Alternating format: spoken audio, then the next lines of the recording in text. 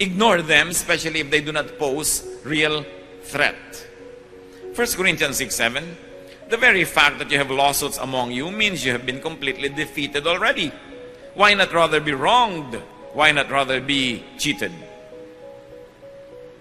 Sapagkat sinasabi ni Paul sa mga Corinthians, tiisin nyo na, pagpasensyahan nyo na, palampasin nyo na, kaysa demandahan kayo ng demandahan hanggang mga maliliit na bagay.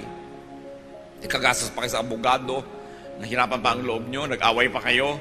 Pero hindi po universal itong teaching na ito. Paul was addressing a very specific group of people concerning very specific problems. Hindi ibig sabihin na lahat ng Kristiyano sa lahat ng panahon, sa lahat ng lugar, hindi na pwede magdemanda ng kapwa Kristiyano.